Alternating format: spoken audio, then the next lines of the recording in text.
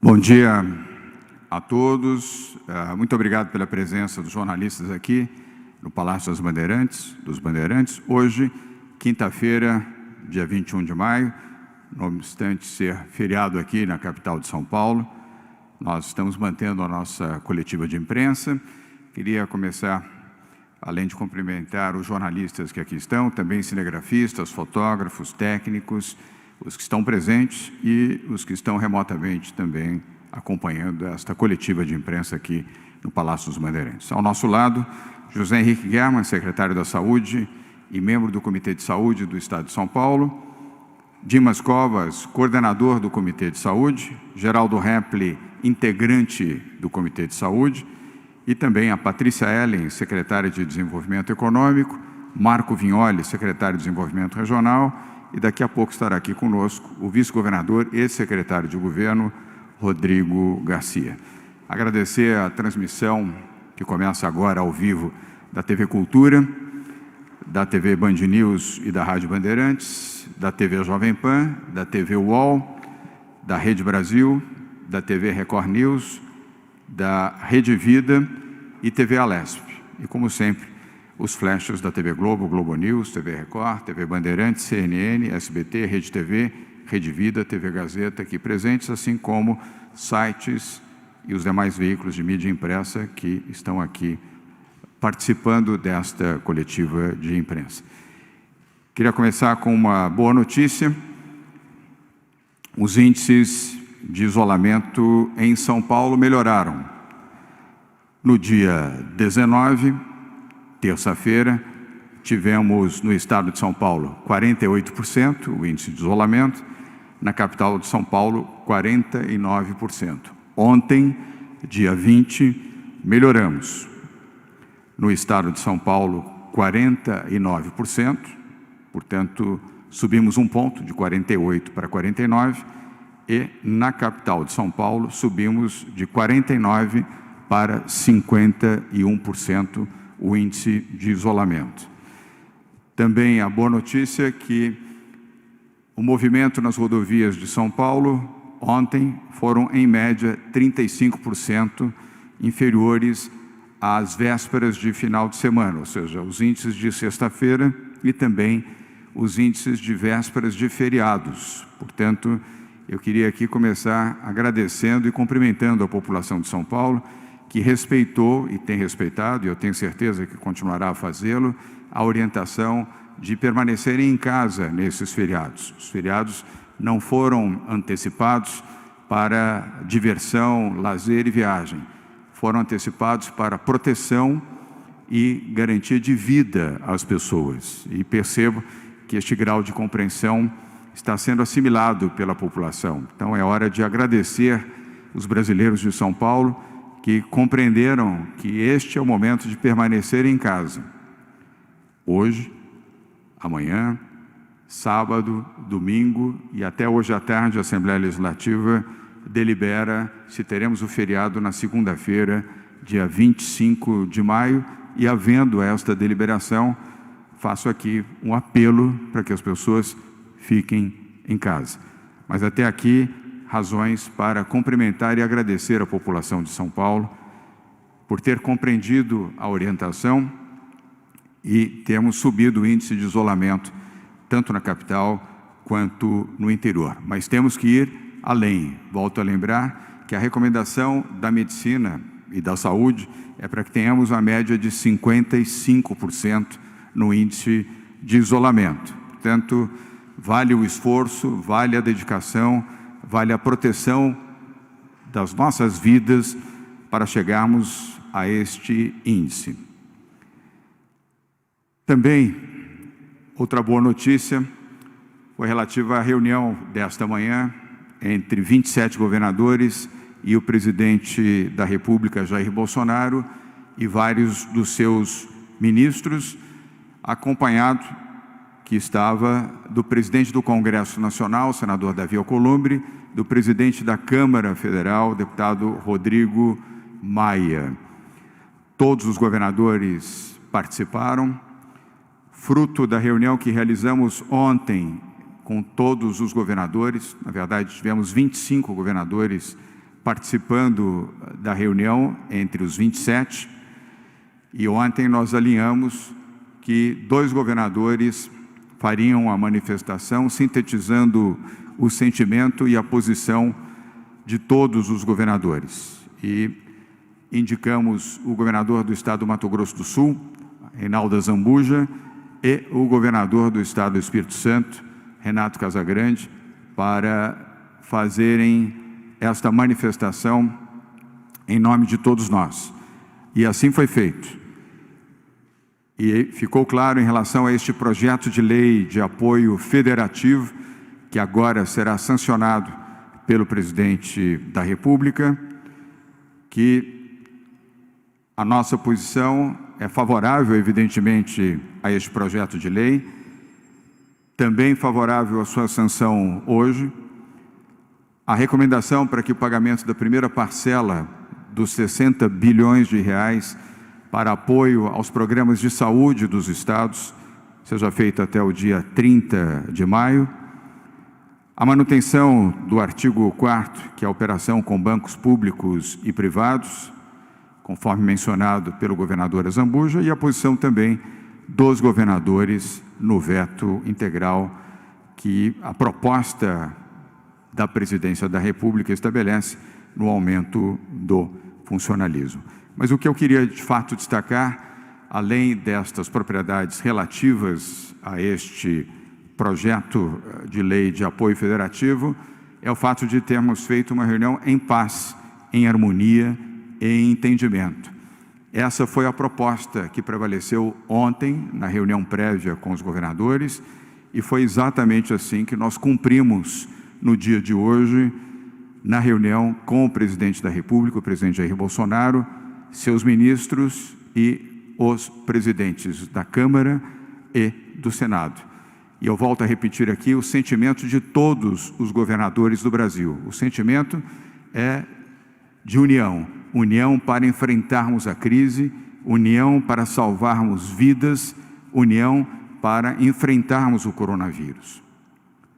Eu mencionei, ao término da minha intervenção, foram apenas 3 governadores que falaram nesta manhã, isto foi feito em acordo com todos os demais governadores, que na guerra todos perdem, principalmente os mais pobres e os mais humildes.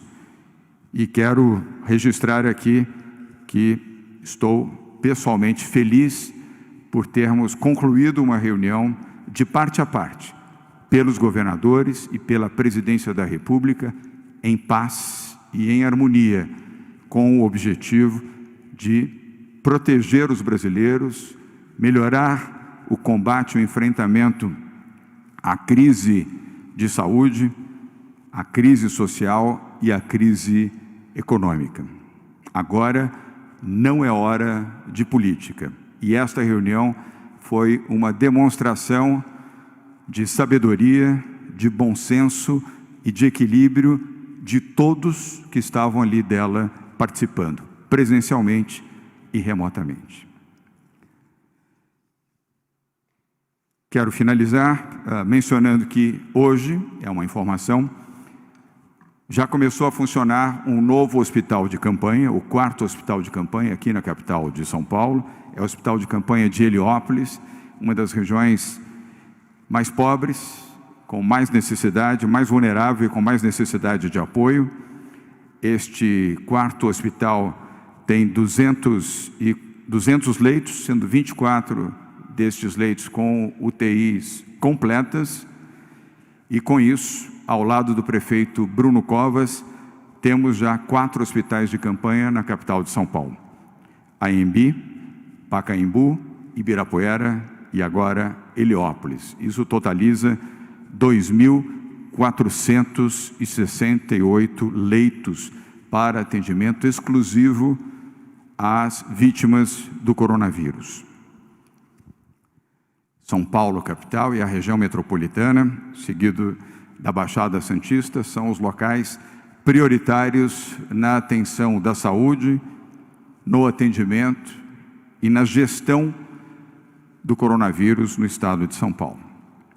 Por último, Quero registrar também que ontem tive uma longa e produtiva conversa ao telefone com o ministro interino da Saúde, Eduardo Pazuello, que além de atencioso e amável conosco, compreendeu a dimensão, rapidamente aliás, a dimensão da crise do coronavírus e a dificuldade para o seu enfrentamento e a necessidade do apoio do Ministério da Saúde ao governo de São Paulo neste enfrentamento. O ministro nos assegurou mais 1.800 leitos homologados para o atendimento à população, já a partir da próxima terça-feira, dia 26, e garantiu, além dos 300 respiradores que tínhamos solicitado na semana passada, mais 300 respiradores, totalizando 600 respiradores para São Paulo, que serão imediatamente destinados à capital e região metropolitana e Baixada Santista, as áreas com maior necessidade para desafogarmos os leitos de UTI dessas 3 áreas. O nosso secretário da Saúde, José Henrique Guerra, terá daqui a pouco, logo ao término dessa coletiva, uma reunião virtual com o ministro interino da Saúde, Eduardo Pazuello, para os detalhes da entrega dos respiradores até o início da semana que vem, a sua totalidade, e a homologação dos leitos já validados a partir da próxima terça-feira. Portanto, hoje é um dia, apesar do enfrentamento, apesar de toda a tristeza de número de pessoas infectadas e de mortes, hoje é um dia de paz e de entendimento, como eu acredito que devemos conduzir até o final esta crise da pandemia do coronavírus. Dito isso, passo a palavra à saúde, ao secretário José Henrique Guerra, para os números de hoje da Covid, em São Paulo e no Brasil, e, na sequência, os comentários, se necessário, do Dr. Dimas Covas, Geraldo Repli, e aí damos sequência à nossa coletiva. Guerra. Muito obrigado, governador. Boa tarde a todos. No Brasil, de ontem para hoje, 291.579 casos, com um índice de óbitos de 18.859 óbitos. No estado de São Paulo, 73.739 casos, novos casos 4.080, que dá um percentual de 6% de acréscimo, e óbitos de 5.000, acumulados de 5.558, novos óbitos 195, que dá um acréscimo percentual de 4%. As nossas taxas de ocupação no estado de São Paulo para leitos de UTI está em 73% e para a Grande São Paulo 89,6%. Temos internados 6.467 pacientes em regime de enfermarias e 4.224 em regime de terapia intensiva, tanto pacientes confirmados como pacientes suspeitos. E demos alta até o momento a 14.669 pacientes com altas para casa curados.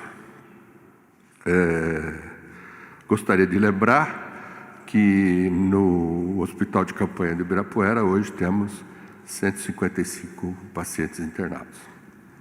Além disso, da inauguração, do início, vamos dizer assim, da operação do Hospital de Campanha de Heliópolis, nós também estamos abrindo 40 leitos de UTI para tratamento de pacientes Covid na cidade de Bauru, no Hospital das Clínicas.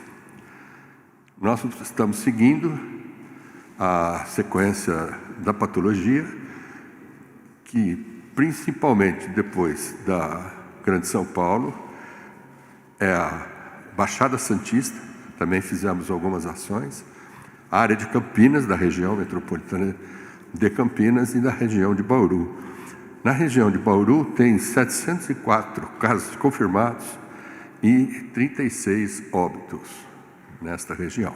Então, por isso é que a nossa ação se deu agora nesta região de Bauru. Só aproveitando, para finalizar, lembrando que fique em casa e, se precisar sair, use máscaras.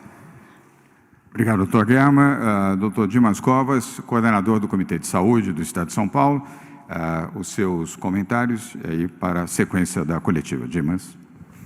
Boa tarde, governador.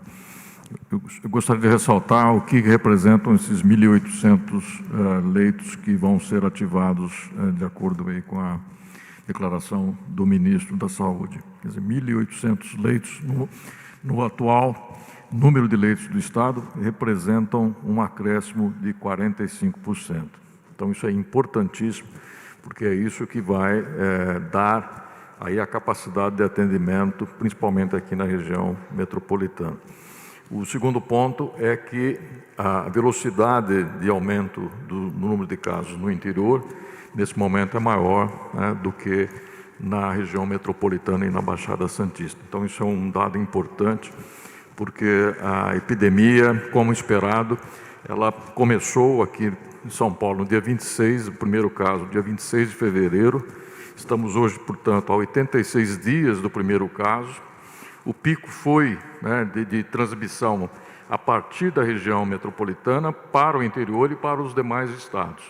Então, o interior agora está vivendo o que a região metropolitana já viveu em termos de velocidade da epidemia.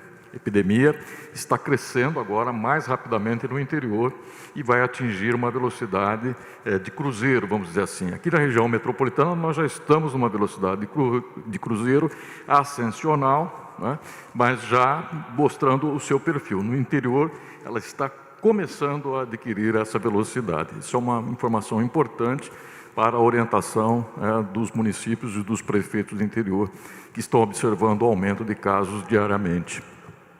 Obrigado, doutor Dimas Covas. Eu passo a palavra agora ao doutor Geraldo Hempli. Doutor Geraldo é integrante do Comitê de Saúde do Estado de São Paulo e também é o presidente do Conselho de Secretários Municipais de Saúde do Estado de São Paulo. Geraldo. Bom dia, governador. Bom dia a todos. Primeiro, eu acho que essa notícia que o governador trouxe hoje, dos 1.806 leitos, é um dos maiores alívios que eu acho que eu estou sentindo no meu coração, e acho que todos os secretários que porventura e os prefeitos do interior também devem estar extremamente aliviados. Isso praticamente, se vocês olharem, nós estamos com 4.000 e poucos doentes internados, nós teremos a chance de internar mais 1.800 pessoas. Isso é fantástico, isso realmente ele dá um desafogo para os municípios, porque esses 1.806 leitos são espalhados pelo o estado inteiro de São Paulo. São desde a pequena Santa Casa como grandes hospitais. Isso é muito boa notícia, governadora.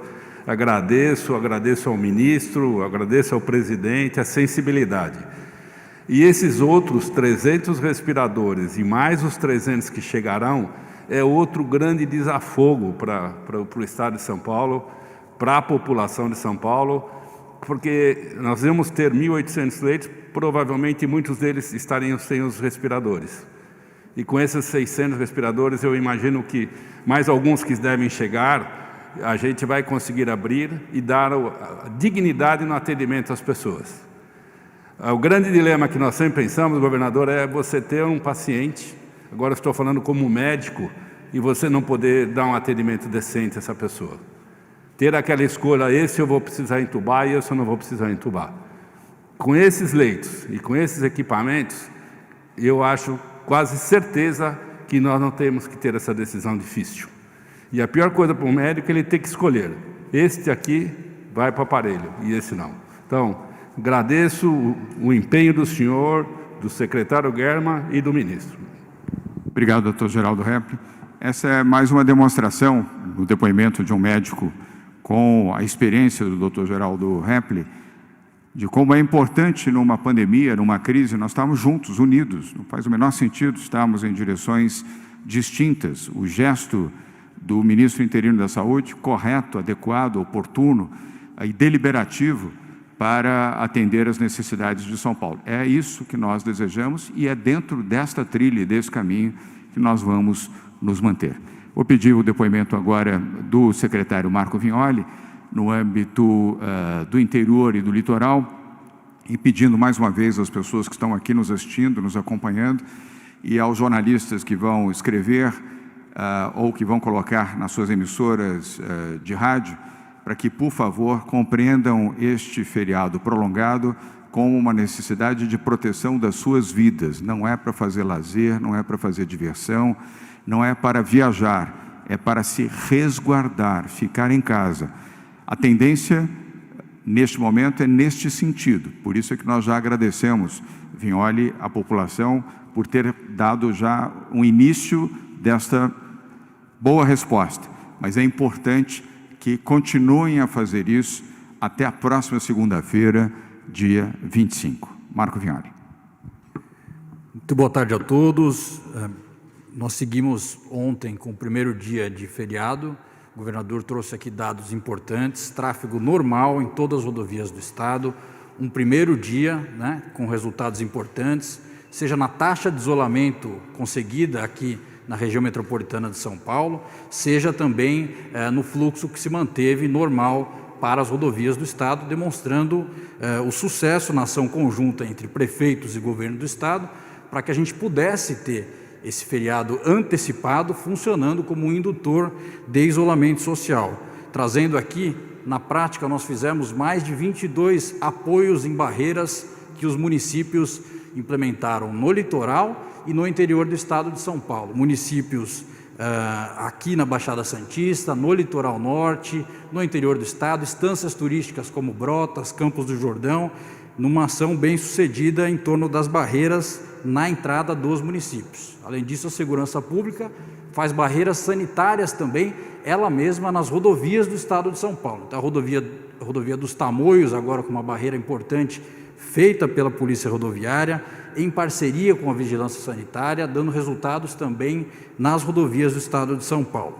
A nossa recomendação enfática e seguida aqui novamente, para que as pessoas se mantenham nesses próximos 4 dias em casa, sem viajar, sem tratar essa antecipação de feriado como ambiente de turismo, mas sim de isolamento social. Nós estamos aqui, governador, com taxas das rodovias de São Paulo.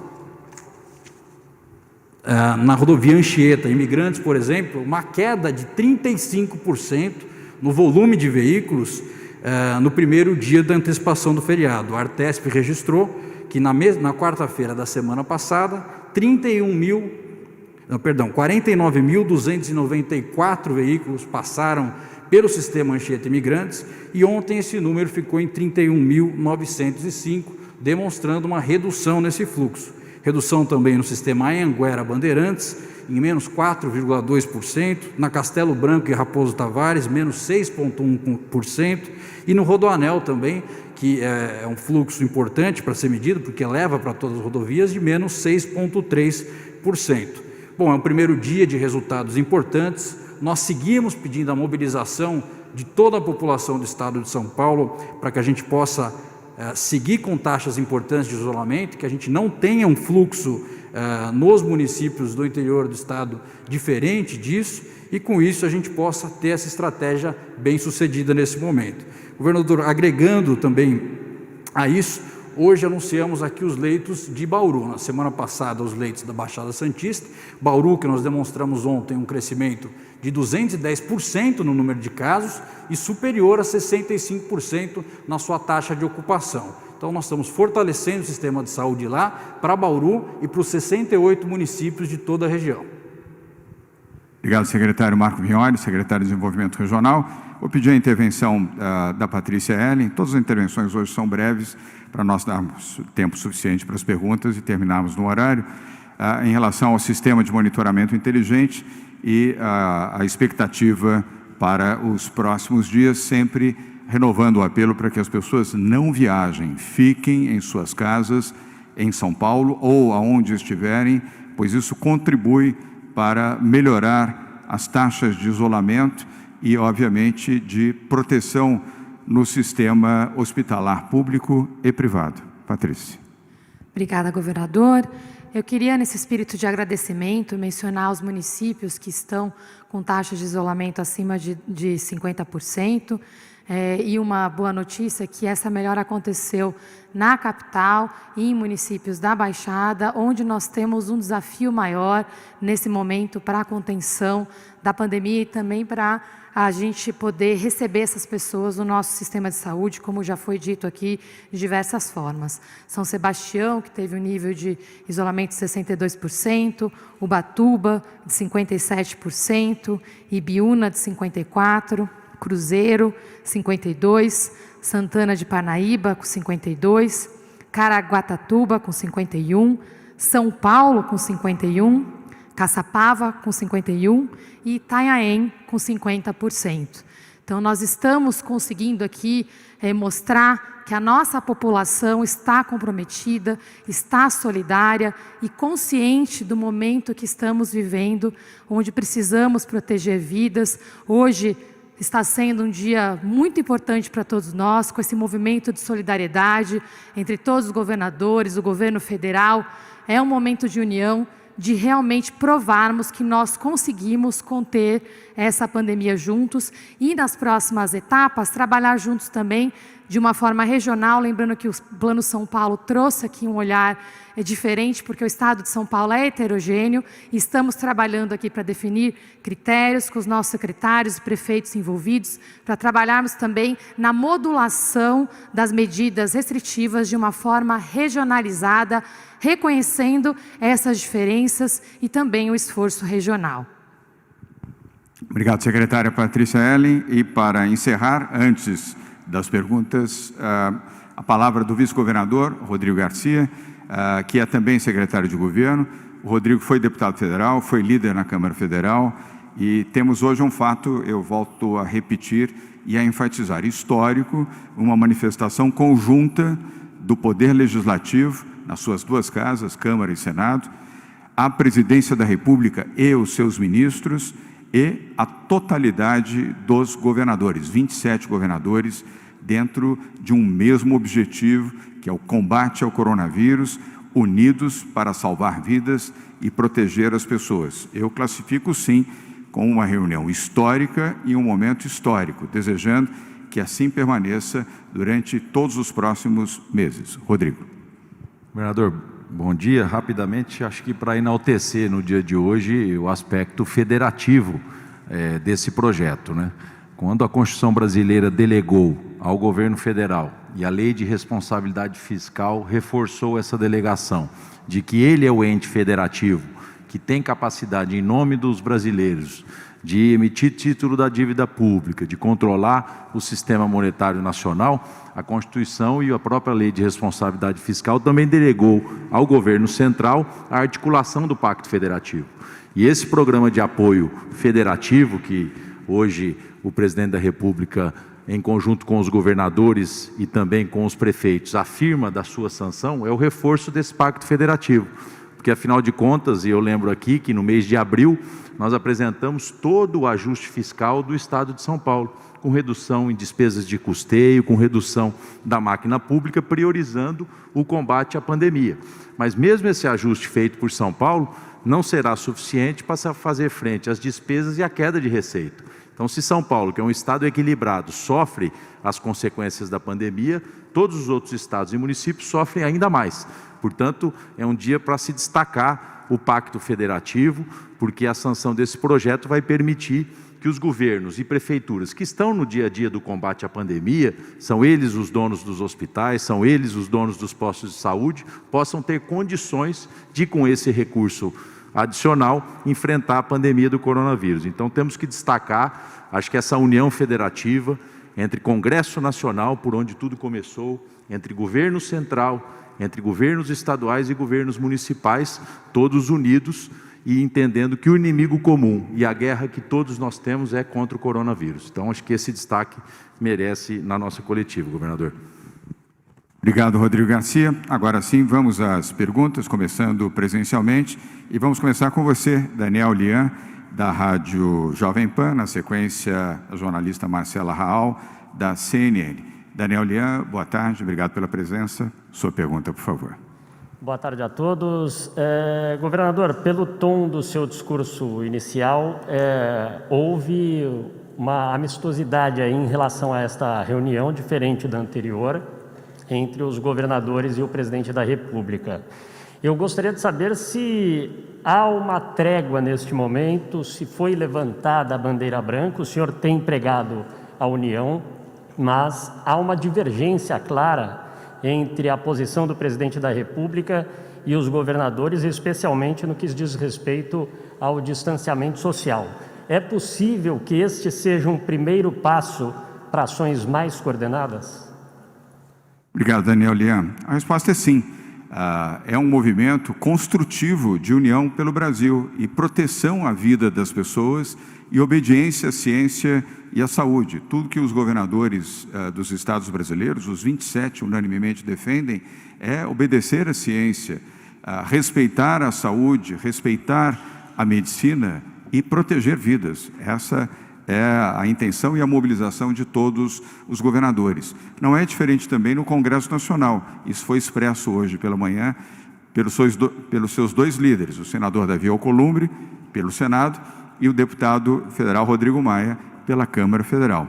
E me sinto feliz em perceber que o presidente da República, na forma com que conduziu esta reunião, ao lado dos seus ministros, também entrou dentro deste mesmo processo de vamos somar, vamos nos ajudar, vamos contribuir conjuntamente para proteger vidas. Este é o melhor caminho para o Brasil, esta é a melhor linha, somando, agregando, colocando a solidariedade entre todos para ajudar todos, e principalmente, Daniel Lian, aos mais pobres e aos mais humildes. O Brasil agradece a postura tanto daqueles que representam o legislativo, quanto aqueles que representam o executivo, no plano federal, estadual e municipal. E esperamos que esta trégua e esta bandeira de paz e integração e união se mantenha hasteada. Vamos agora à jornalista Marcela Raal, da CNN. Marcela, boa tarde. Sua pergunta, por favor. Boa tarde, governador. Boa tarde a todos. Eu gostaria de saber se essa estratégia de antecipação do feriado, caso ela não alcance o índice mínimo de 55%, depois disso, se o governo estadual já tem elaborado um plano de lockdown. Obrigada. Obrigado, Marcelo. Vamos falar das coisas boas. Hoje um dia está bonito, temos sol, temos solidariedade, temos união entre poderes, é um dia de bandeiras brancas e também de paz no coração das pessoas que vivem aqui em São Paulo. Vamos aguardar, é cedo ainda para falar sobre isso. Nós estamos no segundo dia do feriado, ontem foi o primeiro, houve uma melhora. Hoje a expectativa é, se você que está em casa neste momento nos assistindo e nos ouvindo, nos ajudar, podemos melhorar ainda mais. Amanhã, sexta-feira, sábado e domingo, e provavelmente segunda-feira, se a Assembleia Legislativa confirmar o decreto que antecipa o feriado para segunda, dia 25. Então, Marcelo, não fugindo da questão e nem desrespeitando a importância do seu trabalho como jornalista, vamos aguardar até o resultado na segunda-feira e aí poderemos avaliar quais são os próximos passos. Um passo de cada vez e, nesse momento, o passo é da solidariedade, apoio, união e proteção. Vamos agora, obrigado Marcelo, vamos agora a uma pergunta que é virtual, do jornalista Túlio Cruz, do jornal O Estado de São Paulo. Túlio, prazer em revê-lo novamente, ainda que virtualmente, e passo a palavra para você, para a sua pergunta. Boa tarde, governador. Eu queria perguntar sobre esse anúncio do pacote de socorro financeiro. O secretário José Henrique Germann também informou, e o senhor também, que o Ministério da Saúde vai passar a enviar um total de 600 respiradores. São boas notícias e eu queria me concentrar no que ainda falta na lista de reivindicações do governo estadual para o Ministério da Saúde, que é prioridade. Em algumas semanas, o senhor frisou que as reivindicações também envolviam equipamentos de proteção individual, habilitação de leitos, como foi anunciado. Esses anúncios sobre a habilitação de leitos e a ajuda financeira é suficiente para que o Estado de São Paulo em frente a o que é projetado para o aumento de números de mortes e casos, e o que é mais importante é, a partir de agora, se concentrar em termos de entregas de equipamentos na área de saúde? Túlio, obrigado pela pergunta. A resposta é sim. Neste momento, nós temos que lembrar que esta é uma guerra feita de várias batalhas. Não é definitivo. Neste momento, sim. Agregar mais 1.800 leitos homologados e mais 600 respiradores, que deverão estar entregues e instalados até o final da semana que vem, fornecidos pelo Ministério da Saúde, sim, nos ajuda e ajuda bastante. Talvez não seja definitivo, dado as circunstâncias que ainda temos um tempo longo pela frente nesta guerra contra o coronavírus. Em relação aos EPIs, os equipamentos de proteção individual, daqui a pouco os secretários Henrique Guerma, acompanhado pelo Dimas Covas e o Geraldo Repple, terão reunião virtual com o ministro interino da Saúde, o doutor Eduardo, e vão tratar também das EPIs. É certo de que parte deste pedido poderá ser atendido também. Houve um pouco menos de pressão, vamos chamar assim, por parte do governo de São Paulo, porque conseguimos muitas doações do setor privado para os equipamentos de proteção individual. Aliás, aproveito, Túlio, a sua pergunta para agradecer mais uma vez o gesto daqueles que compõem o Comitê Solidário, o Comitê Empresarial Solidário, que foi constituído pelo governo de São Paulo há 2 meses. Eles nos ajudaram muito com o fornecimento de equipamentos de proteção individual. Mas a pandemia continua, vamos precisar de mais equipamentos, e isso será tratado daqui a pouco nesta reunião com o ministro interino, o ministro Eduardo Pazuello. Eu vou pedir apenas um comentário, Guerma e Dimas, vou tomar a liberdade de pedir em nome da saúde, do doutor Geraldo Repple.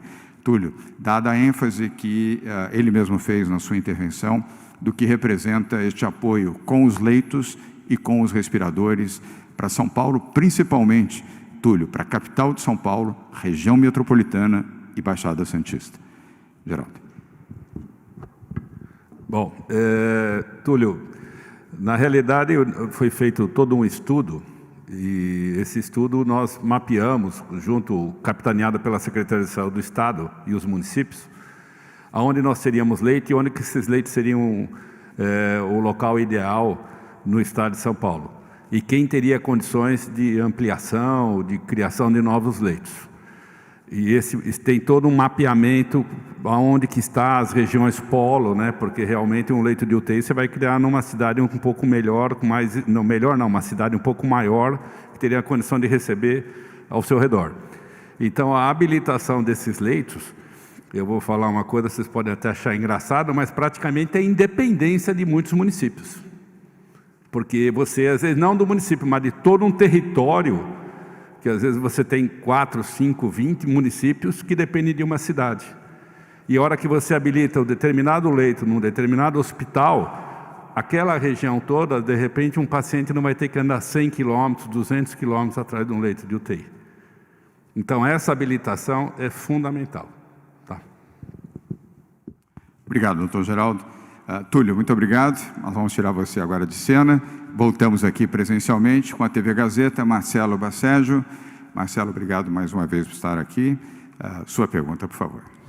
Boa tarde a todos. A minha pergunta é em relação aos respiradores, né? Em uma das coletivas foi anunciado que havia 2.530 respiradores divididos em 3 compras. E com a vinda desses 600 novos respiradores disponibilizados pelo Ministério da Saúde, o governo de São Paulo passa a contar com mais de 3.100 respiradores. A maioria deles ainda sequer foi utilizado pelo fato de que ainda não chegou. Eu gostaria de saber até que ponto há recursos humanos para manusear esses respiradores e ser implantados novos leitos de UTI, porque a gente sabe que os leitos de UTI, uma hora vai alcançar o seu teto, e esses respiradores também não podem ficar guardados. Eu gostaria de saber se o Estado de São Paulo tem esse balanço, esse limite, sabe dessa quantidade, esse teto para leitos de UTI e respiradores. Obrigado. Obrigado, Marcelo. Vou dividir a resposta com o vice-governador Rodrigo Garcia, no que tange aos respiradores.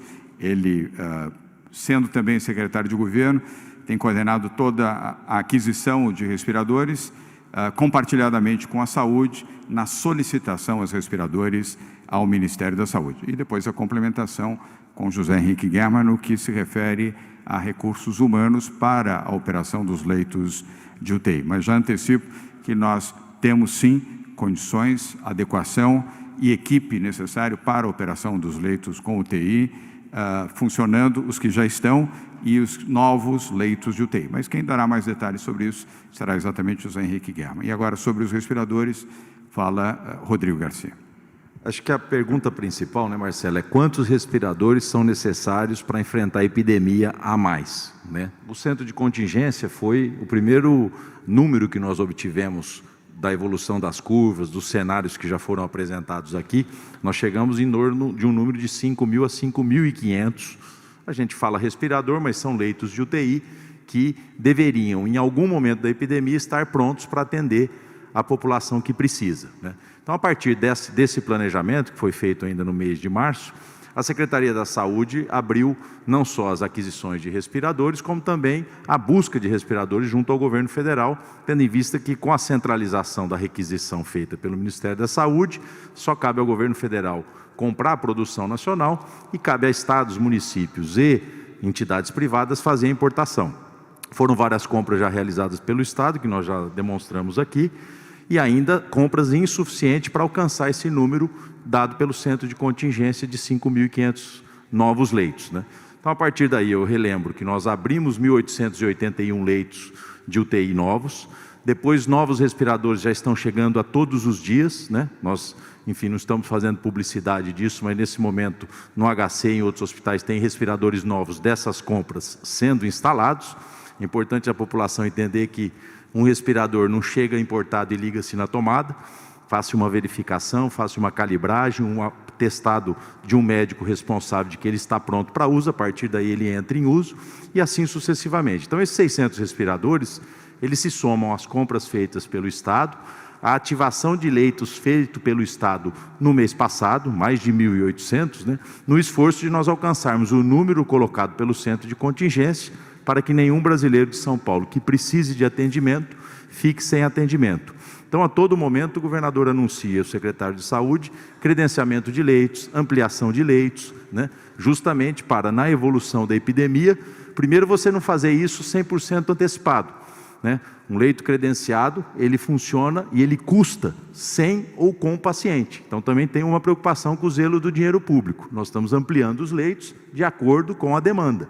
O anúncio hoje de Bauru, na semana passada o anúncio da Baixada Santista, né? Então tem toda uma lógica, mas acho que o número que nós estamos perseguindo é 5.500 novos leitos no Estado para enfrentar a pandemia, e toda a lógica de compra, toda a lógica do esforço é justamente para alcançar esse número.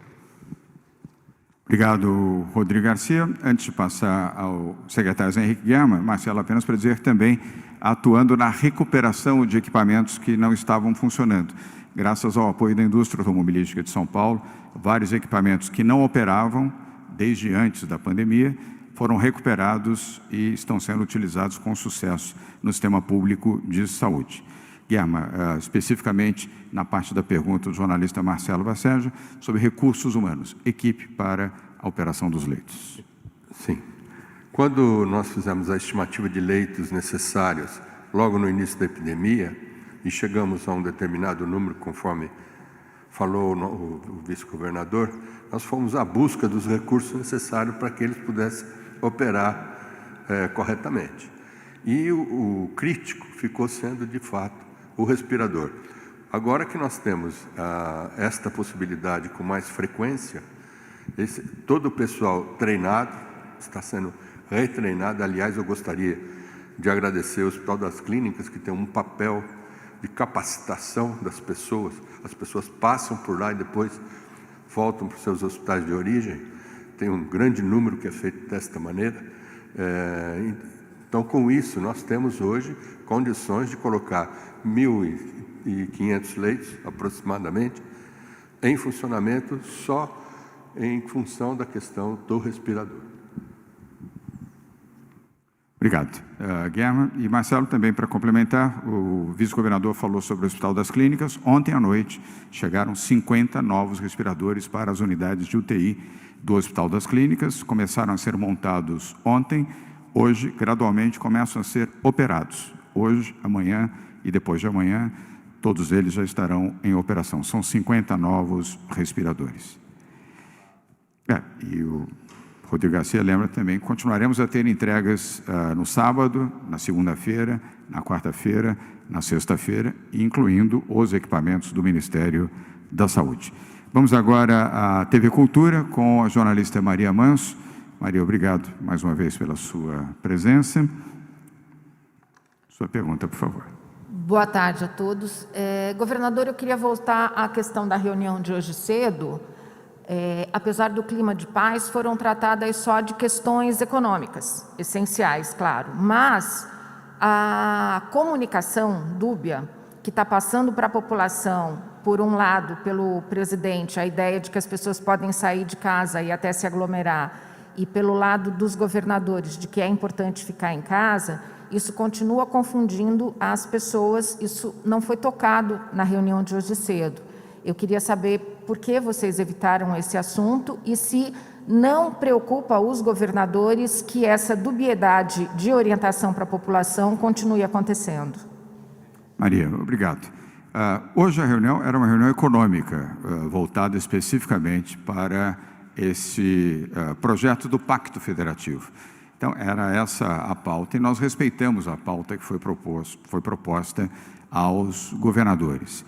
E ela foi bem sucedida, e é um passo importante. Nós temos que olhar com discernimento, com a alma aberta, o coração também, de que foi um passo importante. Ter uma reunião sem conflitos, com 27 governadores, o presidente da República e vários dos seus ministros, neste momento de subida dos índices da pandemia, de pessoas infectadas e mortas, é um passo muito importante. É contributivo para o processo no combate à pandemia. Não houve a pauta da saúde, portanto, porque ela não estava prevista, mas todos os 27 governadores, na reunião prévia de ontem, reafirmaram o seu compromisso com a saúde, com a ciência e com o isolamento social. Todos os governadores continuarão a manter, de acordo com as suas características em cada um dos seus estados e em respeito também aos seus municípios, os seus programas de isolamento social. É exatamente o que nós faremos aqui. E vale destacar também, Maria, a boa atitude do ministro interino da Saúde, Eduardo Pazuello, no atendimento às demandas de São Paulo, e certamente ele deverá estar fazendo o mesmo em relação aos demais estados. Mais proximidade, mais velocidade e mais assertividade. Então, estamos dando bons passos e positivos, e assim esperamos continuar. Nos demais temas, na próxima coletiva, poderemos fazer uma boa avaliação. Mas, dado o fato de que temos bandeiras de paz e de entendimento, isso nos permite seguir o nosso caminho determinadamente, e aqui eu posso falar, todos os governadores seguirão no isolamento social. É isso que recomenda a ciência e a medicina, e nós vamos seguir obedecendo o que a ciência nos orienta.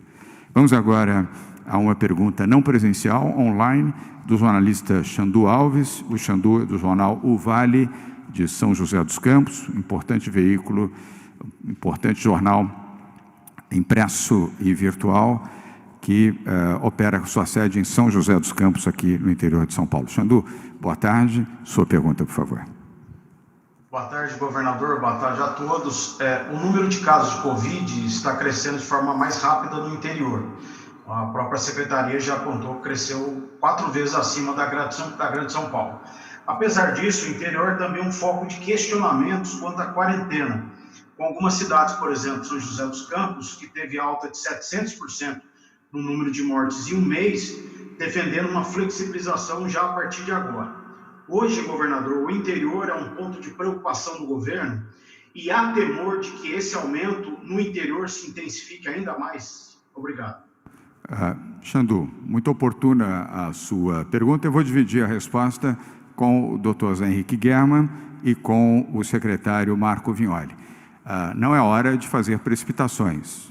Eu, pessoalmente, respeito muito o prefeito de São José dos Campos. Aliás, é médico, mas independentemente da sua profissão, eu tenho muito respeito por todos os prefeitos e prefeitas, mas não é hora de fazermos flexibilização ou precipitar decisões antes que tenhamos a determinação do Comitê de Saúde e controles adequados para avaliar heterogeneamente aonde podemos abrir e de que forma podemos abrir.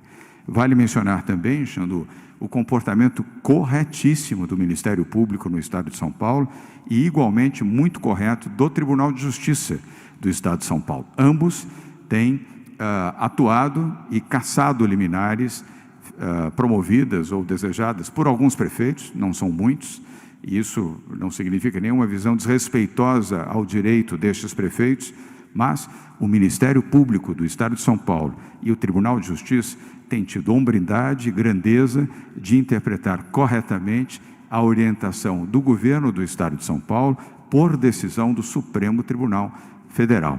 Então, estamos caminhando, sempre mantendo o diálogo, jamais fazendo confrontos com todos os prefeitos do interior, e assim seguirá especificamente em São José dos Campos e as cidades do Vale do Paraíba. Em relação à sua preocupação, passo a palavra ao Guerma, se necessário com comentários do Geraldo Repli.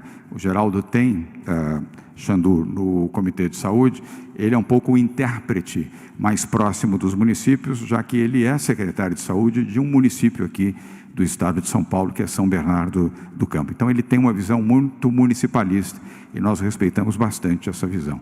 Guerma.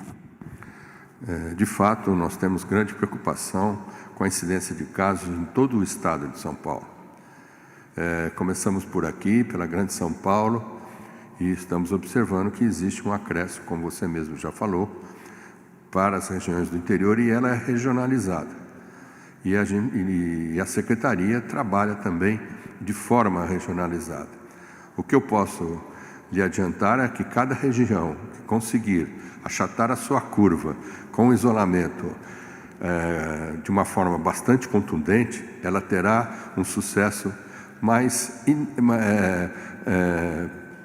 anterior aos demais com relação ao combate da epidemia. Obrigado, Guerma. Geraldo, seu comentário? Bom, boa tarde, né? Então, o importante é que, se nós observarmos a disseminação da doença, ela está indo para o Vale do Paraíba também, e com grande força. Porque quando parece que a gente fala de interior, o pessoal esquece que o Vale também é interior. Isso é muito importante que a gente observe. E como a gente fala da a macro região metropolitana, pega o Vale e vai até a divisa com o Rio de Janeiro. E é um grande, se a gente fizer um gráfico de calor, é um grande local por onde a doença está caminhando. Então, eu acho que neste momento a gente precipitar alguma coisa, eu não sei se nós estaríamos piorando muito essa situação. E por isso que nós estamos permanentemente, o comitê, discutindo, e eu como representante do Conselho de Secretários Municipais de Saúde, discutindo com todos os meus pares, como nós vamos fazer e qual o melhor momento e o que fazer. Então, eu chamo a atenção principalmente para aquela mancha do vale, que é muito importante que as pessoas observem. Um município isolado, o vale hoje já, se a gente pega a Via Dutra, você passa de um município para o outro, você nem percebe. Então, é muito importante que as pessoas se atentem bastante a isso. Corretas as colocações. Obrigado, Geraldo. Para finalizar, um breve comentário seu, Marco Vignoli, secretário de Desenvolvimento Regional. Muito bem, Xandu, é um prazer falar com você. Bom, a região do Vale do Paraíba, como nós sabemos, ela tem uma série de posições de cada uma das prefeituras. Por exemplo, o Litoral Norte está discutindo hoje endurecimento por conta da questão da antecipação do feriado. Municípios como Campos do Jordão, da mesma forma. Taubaté está discutindo a antecipação de feriados no modelo que nós fizemos na região metropolitana de São Paulo. O prefeito Felício tem uma posição dita desde o início, e nós trouxemos ele para o Conselho Municipalista para que, com os dados do governo, a gente possa dialogar em torno da situação do Vale do Paraíba, né? Apresentamos ontem um crescimento de 84% em torno de óbitos nos últimos 15 dias, 178% em torno de casos nos últimos 15 dias. O doutor Geraldo Repple colocou muito bem a preocupação, ele fica no meio de 2 epicentros aqui, o estado, a capital de São Paulo e o Rio de Janeiro. Então existe uma preocupação, sim, por conta dos fluxos no Vale do Paraíba, mas aqui nós construímos tudo através do diálogo. O Conselho Municipalista está trabalhando isso junto com a gente, no âmbito do Plano São Paulo. Nós vamos ter reunião amanhã, teremos mais reunião na terça. O convencimento, a troca de ideias, a apresentação dos dados, nós entendemos que nós vamos construir em conjunto com os prefeitos do Vale do Paraíba a sequência desse processo. Obrigado, Marco Vignoli. Xandu Alves, do Jornal O Vale, mais uma vez, muito obrigado. Vamos agora às 13 horas e 25 minutos. A última pergunta é da Rede TV, jornalista Carolina Rigengo. Eu ia chamar você de Carol, mas tem que pronunciar corretamente. Carolina, como eu tenho uma filha que chama Carol, Carolina Rigengo, sua pergunta, por favor. Boa tarde, governador, e a todos. Já que hoje estamos falando de boas notícias, vocês informaram a gente que foram 14.669 curados, com altas confirmadas. Queria saber, claro, caso a caso, um tratamento específico. Mas, no geral, para dar mais esperança até para essas famílias, o que vocês podem abrir para a gente com relação a tratamentos, vitaminas, o que tem feito essas pessoas conseguirem se recuperar? Se é idade, sexo, o que essas pessoas têm em comum, as que estão conseguindo se recuperar? E também vocês têm falado para a gente sempre a respeito de como tem sido o tratamento com pessoas mais vulneráveis. Mas e os moradores de rua e as situações dos albergues aqui pelo estado de São Paulo? Como é que está para ter controle dessas pessoas também? Muito obrigada. Obrigado, Carolina. Antes de passar ao doutor Germa, e com um comentário ou do Dimas ou do Geraldo, na próxima quarta-feira da semana que vem, o Bruno Covas estará de volta aqui. O tema das comunidades, assim como das questões locais, é preferível aguardar a presença do prefeito e também do secretário Edson Aparecido, ou, se você desejar, obter através do Edson Aparecido as posições mais completas em relação a isso. Na primeira parte da sua pergunta, responde José Henrique Germa. Só gostaria de lembrar também que, além disso, nós temos feito um trabalho junto com a Secretaria de Desenvolvimento Social, de apoio, tanto quanto com a Prefeitura e também aqui com o Estado, no sentido que a gente possa levar às famílias dessas regiões todas as condições que são necessárias para que eles possam enfrentar. O exemplo de ontem também é muito significativo, que foi a abertura de uma unidade de hospital de campanha numa região extremamente vulnerável. Aqui junto a Paraisópolis também temos uma série outras junto com a secretária Célia Parnes, de atividades nesse sentido. Quanto à questão do tratamento primeiro, com relação às altas, essas 14 mil são altas dos hospitais. São pessoas que passaram pela epidemia, foram internadas, algumas em UTI, e depois tiveram alta. Estas altas, as pessoas estão curadas, né?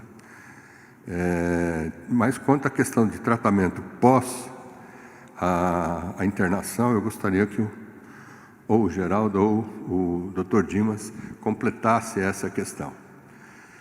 Ok, Guilherme, por favor. Então vamos ao Dimas Covas, que é o coordenador do Comitê de Saúde. Carolina. Carol, quer dizer, o esforço de todo médico, de toda equipe de enfermagem, de toda equipe de saúde é salvar o paciente. Quer dizer, isso é um compromisso, inclusive de natureza profissional e ética, né? Veja, não são apenas 14 mil que estão curados, né? Quer dizer, a maior parte das pessoas que foram infectadas passaram pela infecção com sintomas que não foram nem percebidos.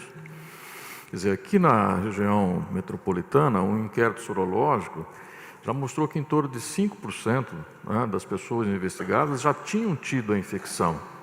Portanto, elas adquiriram, né, não tiveram manifestação clínica e estão curadas também, quer dizer, não vão pegar de novo o vírus. Quer dizer, isso hoje nós já sabemos. Então, o contingente populacional que vai se recuperar da infecção, tenha sintomas ou não tenha sintomas, é em torno de 80%. Né? Apenas uma minoria desses pacientes, em torno de 20%, poderá ter manifestação clínica, né? Poderá ter algum tipo de sintoma, e ainda mesmo dentro desses 20%, uma população menor ainda vai precisar ser internada. Então, nós estamos olhando aqui, né, é a ponta, né, do iceberg. Quer dizer, a grande massa da população que será infectada não terá sintomas. Mas elas transmitem, esse é o problema. Quer dizer, mesmo a pessoa não tendo sintoma, ela estando com vírus, ela transmite. E aí sim, coloca em risco a população mais vulnerável. Né? Então é óbvio que é uma ótima notícia, estamos salvando gente, e à medida que o sistema de saúde vai se desenvolvendo, vai ganhando experiência, vamos salvar muito mais, né? Pelo menos nesse contexto. Né? E a grande maioria das pessoas vai estar, num determinado ponto, protegido. Obrigado, doutor Dimas Covas. Obrigado, doutor Guilherme. Carolina, obrigado pelas suas perguntas. Ao final desta reunião, quero lembrar que não teremos coletiva amanhã, sexta-feira, nem sábado, nem domingo, nem segunda-feira. Todos nós deveremos estar em casa, obedecendo a orientação da saúde e da ciência, respeitando os feriados para permanecermos em casa. A próxima coletiva será na terça-feira, dia 26 de maio, coletiva da saúde, e a coletiva do governo na quarta-feira, dia 27 de maio, sempre no mesmo horário, às 12h30. Encerro a coletiva de hoje, dia 21 de maio, com a mesma frase que abri esta coletiva e que encerrei a participação dos governadores na reunião com o presidente Jair Bolsonaro nesta manhã. Na guerra, todos perdem, principalmente os mais pobres, os mais fracos e os mais humildes. Nós temos que estar em paz, harmonia e unidos para defender o Brasil e os brasileiros. Bom feriado, em casa, boa tarde e, por favor, permaneçam e fiquem em suas casas. Obrigado.